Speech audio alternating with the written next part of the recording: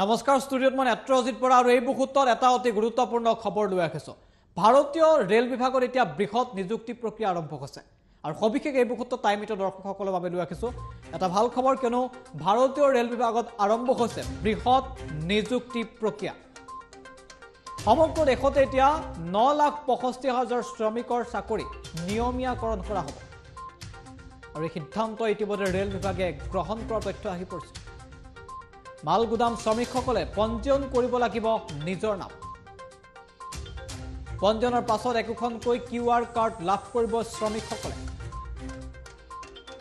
1998 চনৰ পৰা শ্ৰমিকসকলে চাকৰি নিয়মীয়াকৰণৰ দাবীত আন্দোলন কৰি আহিছে আৰু শ্ৰমিকৰ আন্দোলনৰ প্ৰতি সঁহাৰি জনাইছে ৰেল বিভাগে আৰু আন্দোলনৰ প্ৰতি সঁহাৰি জনাই এই সিদ্ধান্ত গ্ৰহণ কৰা হৈছে জানাইছো সেই খবৰ যে ভাৰতীয় ৰেল বিভাগত বৃহৎ নিযুক্তি প্ৰক্ৰিয়া সমগ্ৰ দেশতে 9,65,000 শ্ৰমিকৰ চাকৰি নিয়মীয়াকৰণ কৰা হ'ব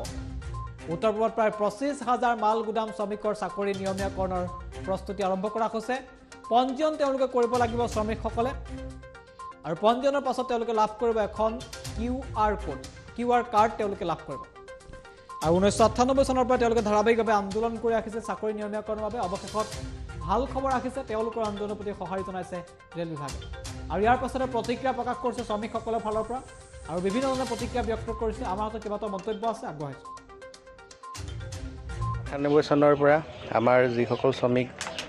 আজি পৰ্যন্ত আন্দোলন কৰি আহিছিলে তো আজি ইমান দিনে আমি ঠিকাদাৰী চিষ্টেমৰ আণ্ডাৰত আমি কাম কৰি আছিলোঁ তো এতিয়া চৰকাৰে যিহেতু এটা সিদ্ধান্ত লৈছে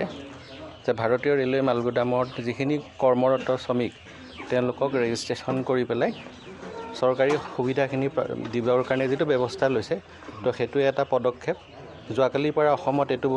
আমাৰ ৰেজিষ্ট্ৰেশ্যন প্ৰক্ৰিয়াটো আৰম্ভ হৈ গৈছে চ' আমি অতিশয় আনন্দিত চ' আমি ভাৰত চৰকাৰলৈ অশেষ ধন্যবাদ তো আমি আশা কৰিছোঁ অতি সোনকালে আমাৰ দাবীসমূহ কাৰ্যকৰী হ'ব 10-15 বছৰৰ পৰাই কাম কৰি আছোঁ ইয়াত এতিয়া এই কথাটো শুনি পাই ভাল লাগিছে আৰু কি ক'ম হৈ গ'লে ভাল আৰু আমি যিমানটো পাব লাগে এইটোতো পোৱা নাই বুলি কৈছে আৰু তো এতিয়া পাই গ'লে আমাৰ সকলো লেবাৰে সুখী হ'ব আৰু ভাল লাগিব আগলৈ আমাৰো এতিয়া আমিনো আপোনালোকে কোৱালিহে কিমান দিননো কষ্ট কৰিম আৰু এতিয়া আপোনালোকৰ জীৱনটো সুৰক্ষিত হ'ব সুৰক্ষিত হ'ব সুৰক্ষিত হ'লে ভাল লাগিব